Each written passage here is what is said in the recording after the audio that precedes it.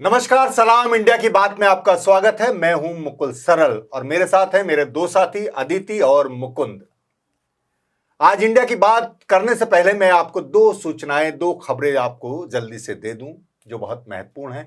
पहली खबर एक दुखद खबर है, महाराष्ट्र से आई है। महाराष्ट्र के डिप्टी सीएम और एनसीपी नेता अजित पवार की एक विमान हादसे में मौत हो गई है।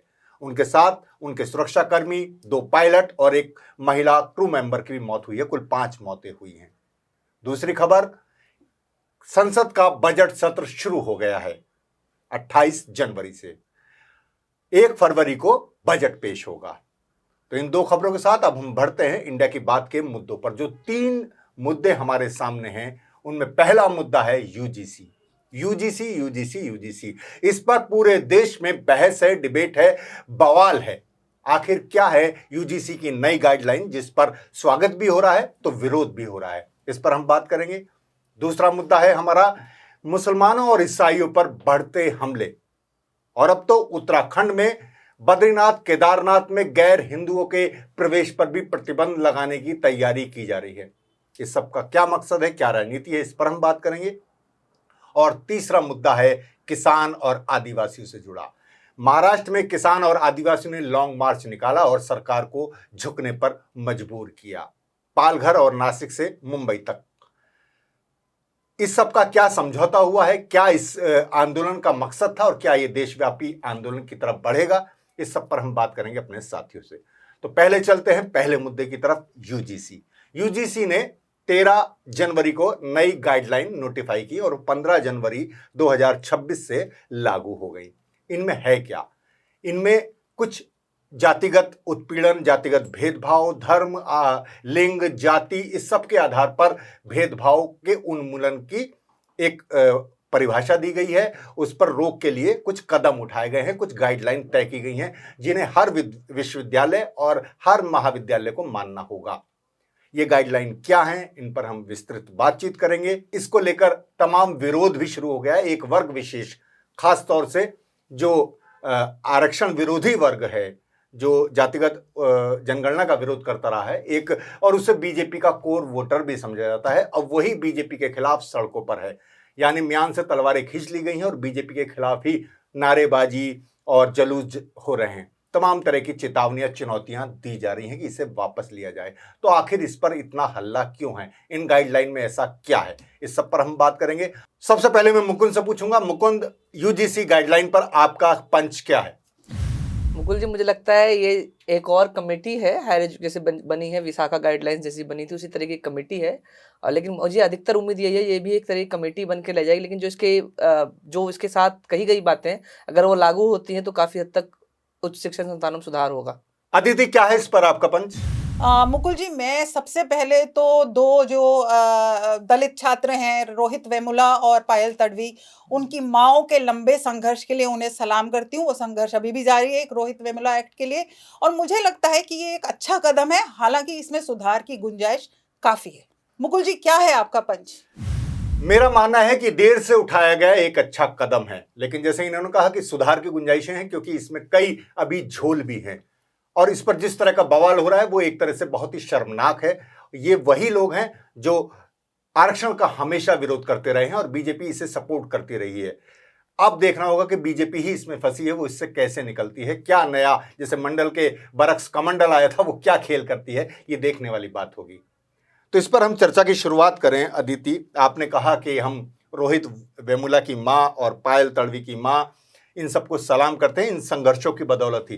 कुछ लोगों को लग सकता है कि बीजेपी ने बड़ा क्रांतिकारी कदम उठाया है, लेकिन मैं उन्हें बता दूं कि ये जो गाइडलाइन आई है, यूजीसी की नया एक्ट आया है 2026 के लिए, ये सुप्रीम कोर्ट के आदेश पर आया है। तमाम छात्रों के संघर्ष, तमाम, जैसे रोहित वेमुला की माँ का संघर्ष रोहित वेमुला एक्ट के लिए, उन तमाम संघर्षों के बाद ये एक नई गाइडलाइन आई है। तो इसे आप किस रूप में, आपने कहा कि एक अच्छा कदम है लेकिन इसमें सुधार की गुंजाइश है? मुझे मुकुल जी ऐसा लगता है कि ये अच्छा कदम इसलिए है कि इसमें जो भी उत्पीड़न वगैरह होता है, उन छात्रों को अगर कोई डिस्क्रिमिनेशन वगैरह होता है तो उन्हें एक थोड़ा मनोबल मिलेगा। लेकिन इसमें बहुत से सवाल हैं, जिस तरह से जो इक्विटी कमेटी का गठन है, जिसमें वहाँ के चेयरमैन जो हेड होंगे, वहाँ इंस्टीट्यूशन के हेड होंगे, तो सवाल ये है कि हमारे इससे समाज में सुधार का क्या मतलब, इसमें कैसे उनको न्याय मिलेगा, ये एक देखने वाली बात है। क्योंकि जैसा कि आपको मालूम है कि हमारे यूनिवर्सिटीज के ज्यादातर वाइस चांसलर्स, ज्यादातर प्रोफेसर सब अगड़ी जातियों से हैं अभी। तो अल्टीमेटली वही लोग अगर इसके ऊपर मतलब उसके हेड बने रहेंगे, तो ये एक बहुत बड़ा सवाल है कि न्याय वाकई मिला रहेगा या जैसे हम लोग चर्चा कर रहे थे कि कागज पे ही बना रहेगा। ये अभी संघर्ष चालू रहेगा। मुझे लगता है ये सिर्फ एक, जिसे कहते हैं ना, एक छोटा पहला कदम है और इसमें देखा जाएगा कि अभी आगे क्या होता है। वो बहुत बड़ी बात है। दोस्तों, जैसे अदिति ने कहा कि इसमें जितने भी ऑफिशियल हैं उनमें जो बड़ी पोस्ट हैं ज्यादातर वो सब, जैसे उनके अध्यक्ष जो होंगे वो पदेन जो वहाँ के ही जो हेड हैं वही रहेंगे, प्रोफेसर्स हैं उसमें कहा गया है कि हाशिए के वर्गों से भी लोगों को जगह दी जाएगी, लेकिन कितनी जगह दी जाएगी। लेकिन मुकुंद, मैं आपसे पूछता हूँ, आपने कहा कि ये भी कहीं, क्योंकि ये सच है कि हमारी यूनिवर्सिटीज़ में, कॉलेजेस में बहुत तरह के सेल बने हैं, उनका कुछ फायदा हुआ है, लेकिन आमतौर पर वो पीड़ित के पक्ष में कम दिखाई देते हैं, कॉलेज के पक्ष में ज़्यादा दिखाई देते हैं। तो एक तो आपकी आशंका क्यों है ऐसी, और क्या इसका एक अच्छा भी कोई प्रभाव पड़ने जा रहा है? मुकुल जी, एक पहली बात तो ये है ना, जो ये एक्ट लाने की जरूरत क्यों पड़ी। यूजीसी के ही अपने जो पिछले कई आंकड़े आए, उसमें दिख रहा है जो पिछले कुछ सालों के अंदर उच्च संस्थानों में जातिगत उत्पीड़न बढ़ा है। यानी कि इसको किन जातियों के साथ उत्पीड़न हो रहा है वो भी साफ था, और इसी रिपोर्ट पे आई। बल्कि इसमें मुझे पता समझ नहीं आ रहा, जो सवर्ण जाति के लोग जो कह रहे हैं हमारे खिलाफ है, उनके खिलाफ नहीं है। इसमें वो तबका भी जो भी उस सवर्ण जाति का हाशिए पर है, ईडब्ल्यूएस, उसे भी शामिल किया गया है। विकलांग है, महिलाएं, कमजोर वर्ग, जी। तो सवर्ण समाज, सो कॉल्ड सवर्ण समाज जो खुद को बोल रहे हैं या मानते हैं, उनका भी एक बड़ा हिस्सा, क्योंकि आधी आबादी महिलाएं अगर आ रही है उसमें, तो ऐसा नहीं, शोषण अगर हो रहा है तो सब कह रहे हैं फिर सिर्फ हमें ही आरोपी क्यों बनाया जा रहा है। तो इसमें आरोपी किसी को नहीं बनाया जा रहा, और ये कोई दंडात्मक कार्रवाई के लिए नहीं बन रही है। एक कमेटी बनेगी, वो जांच होगी, उसमें ऐसा नहीं है जो आपको जाति SC/ST एक्ट से इसकी तुलना की जा रही है, जिसमें गिरफ्तारी का प्रावधान है उस तरीके के। तो इसमें ऐसा नहीं है, इसमें आपको पूरा मौका मिलेगा। जब कमेटी आएगी, कमेटी के अंदर जब जांच होगी, उसके बाद जाके अगर कोई पाया जाता है तो जाके उसके खिलाफ कोई कार्रवाई होने की बात है। लेकिन वही है जो आप जो कह रहे हैं, आशंका मेरी सबसे ज़्यादा इसलिए है क्योंकि जिसमें इसका गठन, जैसे अदिति बता रही थी, 10 लोगों की कमेटी होनी है, लेकिन उसमें जिन तबकों के शोषण और जिस तरीके उनके साथ जो पिछले दौरान हुई है, जिनके लिए बना है, उनका रिप्रेजेंटेशन कितना होगा। अगर हम मान के चलें जो सबको तीन आपको तो रखने ही होंगे, लेकिन क्या 3 से ज़्यादा होंगे? 10 की कमेटी में 5 तो संस्थान के लोग होंगे, जाहिर सी बात है। उसमें जो HODs होंगे, आपके डिपार्टमेंट हेड है या इंस्टीट्यूशन हेड है या बाहर के जो लोग हैं, उनमें ये कोई पाबंदी नहीं है जो वो SC/ST OBC से आने चाहिए, वो कोई भी हो सकता है। तो ये मान के चल रहे हैं जैसे सोसाइटी है हमारी, उसमें इसी तरह के लोग, सो कॉल्ड अपर कास्ट के लोग ही आने हैं। अगर नहीं भी आते, एक मान के चलते 5 तो वो हो गए, फिर ना विकलांग जो है उसके अंदर भी रिजर्वेशन नहीं है, वो भी कोई हो सकता सामान्य जाति से, और महिला वाले में भी। तो ऐसे में जो बहुमत है उस कमेटी का भी, वो भी तो सवर्ण जातियों से ही होगा। एक आशंका तो मेरी यही है। दूसरा, हमने पिछले कई सारे मामलों में देखा है क्या हुआ। रोहित वेमुला वाले मामले में क्या हुआ, कोर्ट तक गए, जिन पर आरोप थे, दत्तात्रेय साहब जो वो राज्यपाल बने, घूमे पूरे देश भर में, कोई एक्शन हुआ क्या? रोहित वेमुला की मां परिवार सड़कों पर आंदोलन करता। लेकिन एक चीज जरूर हुआ, आप कहते सुप्रीम कोर्ट के ऑर्डर से आया है, सुप्रीम कोर्ट ने किसी ऑर्डर में कहा होगा, लेकिन हमने देखा है सरकार कैसे सुप्रीम कोर्ट के ऑर्डर को मानती है, नहीं मानती अपने हिसाब से।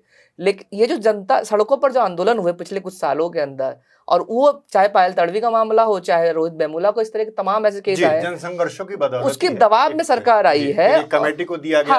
और उसमें समझ पा रहे, उसको अब इग्नोर नहीं कर सकते इतनी आसानी से, जो कि अब उनमें भी अब सेकंड जनरेशन के लोग हैं जो मुखरता से अपनी बात कह रहे हैं कैंपसों के अंदर। वो मुझे लग रहा है कई उस तरह के लोगों को जो ब्राह्मणवादी मानसिकता रखते हैं, उनको चुभ रहा है ये। तो एक बात तो जो मुकुंद ने भी साफ की, मैं भी थोड़ी सी साफ कर दूं कि एक तो ये कोई किसी एक वर्ग के खिलाफ नहीं है कि एक विशेष वर्ग जो उच्च जाति सो कॉल्ड कहते हैं अपने आप को, दबंग जाति, EWS है, यानी आर्थिक रूप से कमजोर वर्ग है, महिला है, उसमें सभी महिलाएं कवर हैं, विकलांग है, दिव्यांग जिन्हें कहा जाता है उसमें भी सभी कवर हैं। और ये नहीं है कि अगर ओबीसी एससी एसटी का डिस्क्रिमिनेशन करता है, उसका प्रताड़ना करता है, तो वो ओबीसी के खिलाफ शिकायत नहीं कर सकते। वो ओबीसी के, यानी ओबीसी ये नहीं कि उन्हें कोई शील्ड मिल गई है, कोई कवर मिल गया है और उनके खिलाफ नहीं हो सकती, बस केवल जो बाकी हैं उन्हीं के खिलाफ हो सकती है। दूसरा ये भी है कि जैसे एक और आशंका बताई थी, अदिति ने भी कहा कि हेड बीसी, और हम इस दौर में देख रहे हैं तमाम हेड आरएसएस और बीजेपी द्वारा ही नामित लोग हैं, यानी एक सवर्ण वर्चस्व वाला ही पूरा एक वो है। और जैसे आपने बताया कि यूजीसी ने खुद माना है पिछले कुछ सालों में 118% की बढ़ोतरी हुई है डिस्क्रिमिनेशन में। पर अदिति, मैं ये पूछ रहा हूं कि अभी आप कह रही हैं कि इसमें और कमी है, उसे और सख्त बनाया जाना चाहिए, लेकिन इतने पर ही इतना बवाल है कि वो पूरा वर्ग जो बीजेपी का कोर वोटर समझा जाता है कि वो कहीं नहीं जाएगा, वही उनके खिलाफ आया है। तो इस राजनीति को किस तरह से देख रही हैं, और क्या फिर ये बीजेपी का भी कोई खेला है कि वो भी इसे किस तरह से अभी आने दे रही है, उसने आने दिया ये नियम, कैसे आप देख रही हैं? देखिए, मुझे ये लगता है कि इसमें ये तो चलेगा, अभी इस पर राजनीति तो चलेगी, और जहां तक इसका टेक्निकल है, आज सुप्रीम कोर्ट ने इसके खिलाफ एक पिटीशन भी एडमिट कर लिया है, तो ये लोग तो छोड़ेंगे नहीं। और दूसरी बात ये है कि ये जो कहना है कि हमको इसमें हमारे गुनहगार साहब पहले ही करार दे दिया गया है, तो इसमें तो ग्रीवेंस रिड्रेसल का भी पूरा प्रावधान है। इसमें अगर वहां से उनको न्याय नहीं मिलता तो ओम्बड्समैन का, तो ये तो मुझे लगता है कि अब ये एक राजनीतिक वो बन गया है।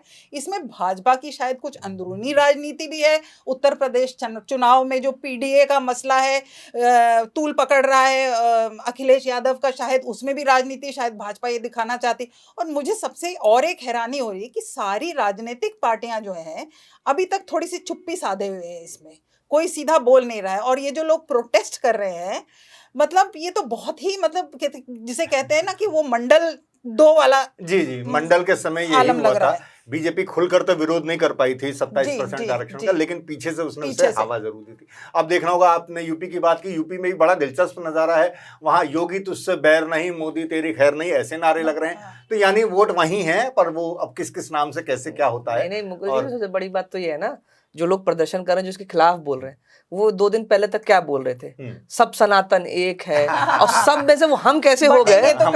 तो वो हम सनातन में बढ़ गया। अब वो जिसको कल सब एक होना चाहिए, जाति भेदभाव नहीं होना चाहिए, जातिगत भेदभाव के खिलाफ एक कानून आया, उसमें कैसे अपने बड़ी चालाकी से अब हम पे हमला हो रहा है, हम पर हमला हो रहा है, और फिर तुमने एक हिस्से को उनको और हम में बांट दिया। जी। तो अब ये जो चालाकी होती है, मतलब जिस तरीके जब आपको जुटाना है, तो जो गोलबंदी, वही लोग हैं अधिकतर जो कल तक सबको एकजुट करने की कोशिश कर रहे थे, बताने की कोशिश कर रहे थे। उनके लिए बंटवारा हो गया कि अब एससी एसटी ओबीसी उन्हें हिंदू नहीं लग रहे।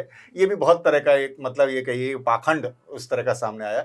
और दूसरी बात, इसमें जो आपने कहा कि पुलिस दंडात्मक नहीं है, लेकिन कुछ मामले जो पहले भी जाते थे, जो आईपीसी के तहत आएंगे, जो मान लीजिए किसी ने मारपीट कर दी, हमला कर दिया, घायल कर दिया, तो वो तो जाएगा ही पुलिस के पास, वो पहले भी जाता था। उसमें कोई नई बात ऐसी है नहीं कि 2012 की गाइडलाइन में कुछ कमियां थी, उन्हें सुधारा गया, अब भी कुछ जरूरत है, लेकिन इस पर ही इतना हो हल्ला मचाया जा रहा है कि जैसे एक वर्ग विशेष पर हमला हो गया है। अब देखना होगा कि इस पर आगे राजनीति, क्योंकि एक ये भी सवाल है, क्योंकि अभी जैसे विकसित भारत शिक्षा अधिष्ठान बिल आया है, उसमें सारे ये जितने भी यूजीसी है, इन सबको खत्म करके एक नया बॉडी बनाई जाएगी, और वो इसे किस तरह रिव्यू करती है चीजों को, वो भी एक देखने वाली चीज होगी।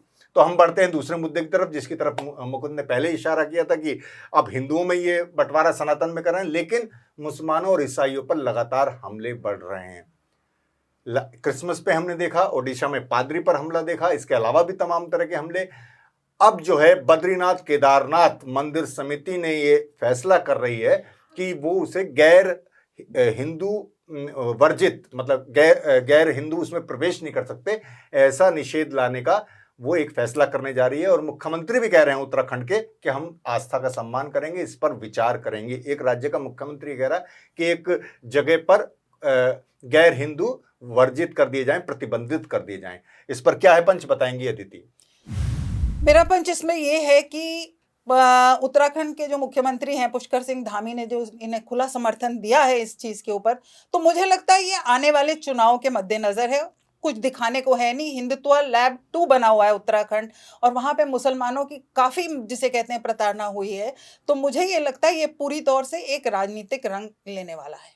मुकुंद, क्या है इस पर आपका पंच? मुकुल जी, इसमें कुछ भी नया ऐसा नहीं है। ये लगातार पुष्कर नाम जी लगातार इस तरह का बयान देते रहे। उत्तराखंड में पिछले कुछ सालों में जिस तरीके से मुसलमानों के खिलाफ एक अभियान छेड़ा गया है, उसी का एक प्रक्रिया, और चुनाव आते आते इसको और हवा देने की कोशिश की जा रही है बीजेपी की तरफ से। मुकुल जी, क्या है इस पर आपका पंच? मुकुंद, मेरा मानना है कि चाहे वो उत्तराखंड हो, मतलब जैसे लैब 2 बताए जा रहे हैं, उसे दूसरी प्रयोगशाला उत्तराखंड है, असम को भी प्रयोगशाला के तौर पर देखा जा रहा है। तमाम तरह के राज्यों को अब बीजेपी सरकार अपनी प्रयोगशाला के हिंदुत्व के तहत देख रही है। उसी के तहत ये इस तरह हरिद्वार में पहले गैर हिंदू वर्जित किया गया, प्रतिबंध किया गया। हमने यूपी में कुंभ मेले में इस तरह की चीजें देखी।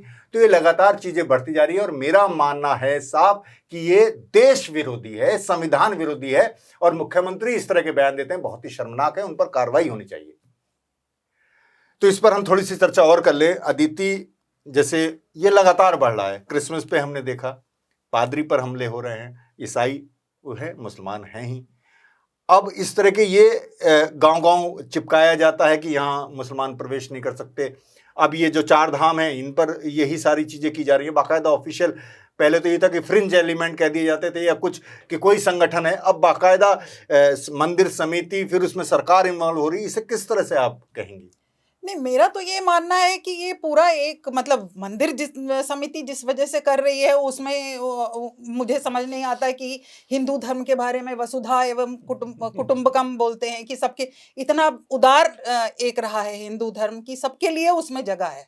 ऐसा तो हमने बचपन से सुना हुआ है। हालांकि मैं खुद धार्मिक नहीं हूँ और नास्तिक हूँ, लेकिन हमने ये शुरू से यही सुना हुआ है। तो मुझे लग रहा है कि इस तरह का क्यों। और मैं नास्तिक होते हुए भी इतने मतलब मंदिरों में जा चुकी हूँ, चर्च में जा चुकी हूँ, दरगाहों में जा चुकी हूँ। तो जाते हैं लोग, जरूरी नहीं है वहां पे। मुझे लगता है कि इसके पीछे राजनीतिक कारण बहुत है, क्योंकि भाजपा कहीं ना कहीं इन समितियों में भी घुसी हुई है। हाँ, मैं नहीं कह रही हूँ इसमें नहीं है। बद्रीनाथ जो इसकी कमेटी है, उसके अध्यक्ष जो हैं वो बीजेपी के ही नेता हैं। जी, और उत्तराखंड का चुनाव होने वाला है। उत्तराखंड में बहुत सारे मसले उतर के आ रहे हैं। मुझे लगता है कि ये चुनावी रंग जरूर लेने वाला है, और उसी के मद्देनजर जो है ये इसकी टाइमिंग इस तरह से हुई है, ये मुझे लग रहा है। मुकुंद, आप क्या कहेंगे जो इस तरह की सब चीजें ये लगातार बढ़ रही हैं, हमले बढ़ रहे हैं? मुकुल जी, इसमें ना ऐसा है, मेन चीज तो ये जो मुख्य मुद्दे को भटकाओ और इसी का इस्तेमाल करते हैं। उत्तराखंड जैसा राज्य जहाँ आज़ादी के इतने साल बाद और डबल इंजन ट्रिपल इंजन होने के बाद कई गाँव में सड़कें नहीं है, प्राथमिक स्वास्थ्य केंद्र नहीं है, हॉस्पिटल नहीं दे पा रहे, गांव के गांव खाली हो रहे हैं, आपके गांव में कोई रहना नहीं चाह रहा, भूतिया गांव बन जा रहे हैं आपके। और उस राज्य में आप जहां पर्यटक आ रहे हैं, दुनिया भर से आ रहे हैं, तो आप कह रहे हैं जो वहाँ गैर धर्म के लोगों को हम एंट्री नहीं देंगे। इस तरह क्या दिखाता है आपको? जानबूझ के आप उस तरह के मुद्दों से भटकाने की कोशिश करते हैं और इसका पोलराइजेशन के लिए सीधे सीधे इस्तेमाल होता है। अब ये कहती वसुधैव कुटुंबकम, कोई घर में पूजा करिए, हर दूसरा पंडित जी आके आपको यही कहेगा, नारा लगवाता है विश्व का कल्याण हो। जब हम विश्व का कल्याण चाहते हैं तो अपने ही देश में, अपने ही गांव के, अपने ही पड़ोस के लोगों को हम क्यों वहां से भगाना चाह रहे हैं? क्या है राजनीति है इसके पीछे? नहीं, एक और भी बात मैं इसमें कहूं कि जैसे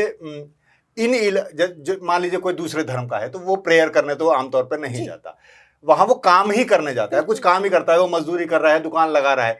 और हमेशा हर धर्म में, चाहे वो ईसाई धर्म हो, मुस्लिम, आकर्षित करते हैं अपनी तरफ कि आइए हमारे साथ। और फिर आप कहते हैं कि वो साहब उधर चले गए लोग, आप तो कपाटी बंद कर देते हैं। आप तो अभी गैर हिंदू की बात कर रहे हैं। अभी आपने देखा है यूजीसी पे ऐसे ही दलित लोगों का प्रवेश तमाम मंदिरों में नहीं हो पाता। मतलब आपने हिंदू में ही प्रवेश प्रतिबंधित कर रखे हैं, बहुत सारे कि दलित हैं, आदिवासी है, इन्हें आप प्रवेश नहीं देंगे। अब आप कह रहे हैं वो उन्हें आपकी एक फोल्ड में लाने के लिए कि गैर हिंदू। लेकिन आप वो सवाल भी तो उठाएंगे कि आप तो मंदिर के पुजारी भी नहीं बनने देते हमें, तो आप किसे हिंदू कह रहे हैं? एक तो पहली बात ये। अभी कांग्रेस ने इस सवाल उठाया कि राज्यपाल सिख हैं उत्तराखंड के, क्या आप उन्हें भी नहीं आने देंगे? अब वो उसे नई परिभाषा कहेंगे कि नहीं, हम बौद्ध, जैन, सिख को हम अलाउ करेंगे, ये वो। लेकिन ये मतलब कुछ समझ नहीं आता। और राज्य के स्तर पर, और वो सही कहा मुकुंद ने कि वो फेलियर जो अपनी सरकार के हैं। 2027 में यूपी में भी चुनाव होना है, तो वहां भी तरह तरह की चीजें चलती रहती हैं। 2027 में उत्तराखंड में भी चुनाव होना है, और असम में भी एक मुसलमानों के खिलाफ एक वो कर ही रहा है, क्योंकि वहां भी चुनाव होने हैं अभी।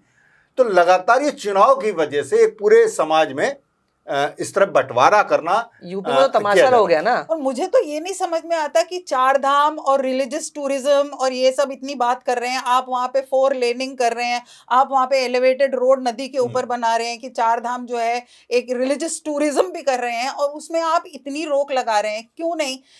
मंदिर के अपने नियम होते हैं, नियमों के हिसाब से ही पर्यटक जाते हैं। बिल्कुल। अब भाई मंदिर मस्जिद सभी के नियम है जो उसमें जाता है पर्यटक, कुछ लोग देखने जाते हैं, तमाम सब करने जो जाते देखने हैं। भी जाता है वो उसकी मान्यता को उसकी मानते हुए मान्यता, जाता अपनी है। मान्यता। मैं अगर गुरुद्वारे जाता हूँ तो सर मुझे पे भी बांध सिर के जाता ढकना है। पड़ता है, कोई मस्जिद जाता है तो उसे भी अपना जो उसका वहां के नियम कायदे उन्हें मानना पड़ता है। तो उससे आप लगातार एक तरह से लोगों को अलग कर रहे हैं अपने से, और बड़ा एक मतलब पाखंड जिसे मैं कह रहा हूं, ढोंग जिसे कह रहा हूं। एक तरफ आपने रोज सुना होगा हर तीसरे दिन आरएसएस प्रमुख क्या कहते हैं, मोहन भागवत जी, कि जितने भारतीय हैं वो सब हिंदू हैं, डीएनए एक है, फला है, ढिमकाना है। जब सब हिंदू एक, सारे भारतीय हिंदू हैं, फिर आप गैर हिंदू किसे कह रहे हैं? यानी आप अपनी ही मान्यता, अपने ही बयानों को काटते हैं। आप अपनी सुविधा से हिंदू कर लेते हैं, अपनी सुविधा से गैर हिंदू कर लेते हैं, अपनी सुविधा से हिंदू में बंटवारा कर लेते हैं। ये मैं तो पूरा कहूँगा चल ये तो रहा है। असंवैधानिक एक तरह का। अब हिंदू आपने क्या असंवैधानिक किया है। हुआ है, ये जो अभी माघ मेला में आज ही अमित सर हाँ। प्रेस जी, कॉन्फ्रेंस कर देखिए। रहे हैं, अब क्या कर रहे हैं वहां पर, और तमाशा बनाया हुआ अपने एक अधिकारी वहां पर, वो अग्निहोत्री जो है वो इस्तीफा दे रहे हैं, जो मैं अब अपमान हो गया। दूसरा टेलीफोन लगा के फोन पे अपनी वाइफ को वीडियो बनाता हुआ रोता हुआ, जो मैं योगी योगी जी जी के का अपमान समर्थन हो में, गया। मतलब आपने तो इसको पूरा तमाशा बना दिया है। तमाशा मतलब बना क्या दिया। कर रहे हैं आप इसको? तो खैर ये तमाशा है, और ये देश, संविधान और लोकतंत्र इस सब के लिए कोई अच्छी संकेत नहीं है। अब हम चलते हैं अपने तीसरे मुद्दे की तरफ। यहाँ थोड़ी सी एक राहत मिलती है कि किसान आदिवासी अभी भी अपने हक, अपने मुद्दों को लेकर डटे हुए हैं, और उन्होंने महाराष्ट्र में एक बड़ा आंदोलन किया, लॉन्ग मार्च निकाला। 2 लॉन्ग मार्च थे, पहले एक पालघर तक था, एक नासिक से मुंबई तक था, उसमें उन्हें काफी जीत मिली।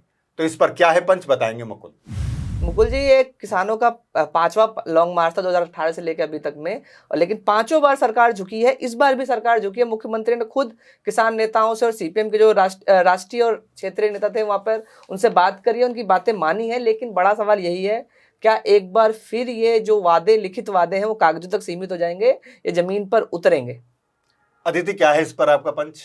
मुकुल जी, मेरा ये मानना है कि इतनी भारी संख्या में, एक तो मेन स्ट्रीम मीडिया ने एकदम नहीं दिखाया, इतनी भारी संख्या में आदिवासी और किसान वर्ग के लोगों का उतर के इतना लंबा मार्च करना, ये अपने आप में दर्शाता है कि जल, जंगल और जमीन की लड़ाई जो है वो एक बहुत बड़ा मुद्दा है। और दूसरी बात यह है, जो मनरेगा के ऊपर आघात हुआ है वो भी एक बहुत बड़ा मुद्दा है, और ये देशव्यापी होना चाहिए। क्या है आपका पंच मुकुल जी?